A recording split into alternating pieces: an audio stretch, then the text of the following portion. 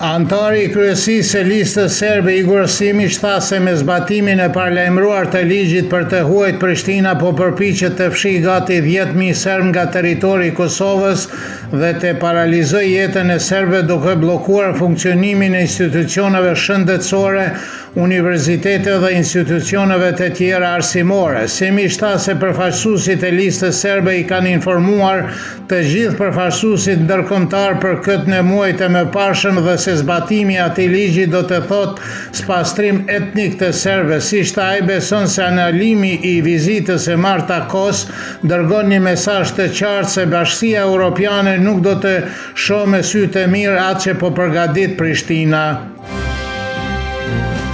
Organizatat e shoqërisë civile nga veriu i Kosovës vendosen të mos marrin pjesë në takimin informues të organizuar nga Ministria e Punëve të Brendshme të Kosovës në lidhje me zbatimin e ligjit për të huajt dhe ligjit për automjete, siç njoftuan organizatat jo qeveritare nga veriu i Kosovës.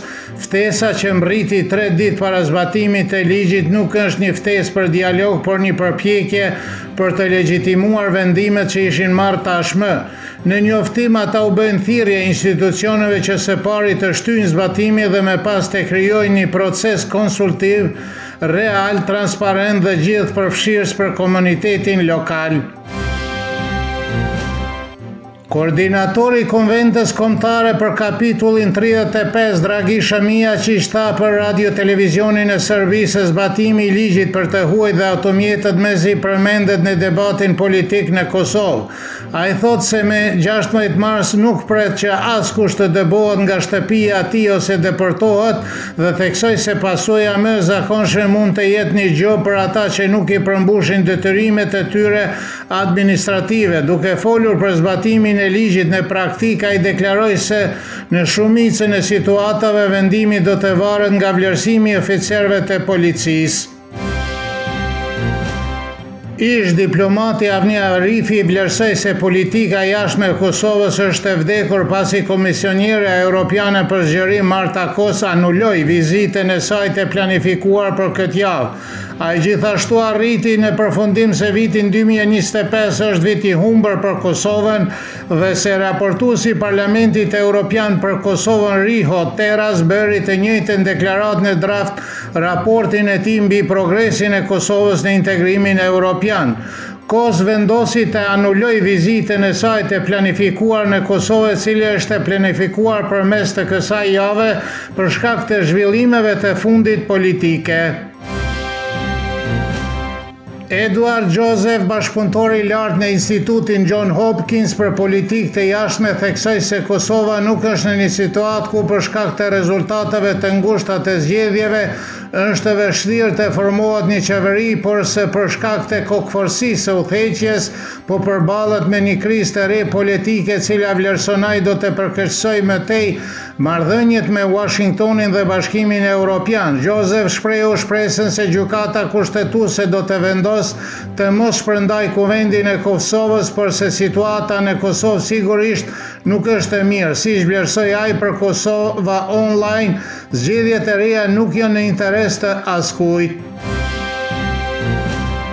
Studiuesi i studimeve të sigurisë Nikola Vujinović theksoi se bashkia ndërkombëtare nuk do të shohë me sy të mirë krizën e re institucionale në Kosovë, siç thotë ai. Bashkimi Evropian do të këmbgul për një marrëveshje, ndërsa Amerika ndoshta do të mbështet Vjosa Osmanin për një mandat tjetër. Miloš Pavković nga Qendra për Politikat Evropiane thotë se për shkak të krizës në lindjen e mesme, fokusi diplomatëve nga perëndimi nuk është nga Kosova, por se ata sigurisht nuk janë të kënaqur me situatën politike në Kosovë. Pavković beson se perëndimi nuk do të ndërhyjë drejt për drejt dhe nuk do të ushtrojë presion mbi aktorët politik. Sot shënohet 45 vjetori i demonstratave studentore në Prishtinë me 11 mars të vitit 1981, të cilat nisën krizën në Kosovë dhe Jugosllavi. Demonstratat studentore filluan si protestë kundër kushteve të këqija në Kodvik dhe mensa studentore, por shpejt u shndruan në një lëvizje politike me kërkesa për të ndryshuar statusin e Krajinës në Jugosllavi në atë kohë. Autoritetet reaguan duke dërguar policinë dhe ushtrinë dhe për protestat u shpërndan sipas të dhënave të asaj kohe, pati të vdekur dhe të plagosur në përleshje, ndërsa disa mijëra njerëz u ndaluan ose më vonë u dënuan. Moti nesër në mëngjes do të jetë i ftohtë, ndërsa gjatë ditës do të jetë kryesisht me diell dhe i ngrohtë vetëm në disa pjesë perëndimore të Serbisë pritet shira ose rreshje të shkurtra shiu gjatë pasdites. Temperatura më e ulët e ditës do të sillet nga -3 deri në 8, kurse ajo më e larta ditore nga 17 deri në 21 gradë Celsius.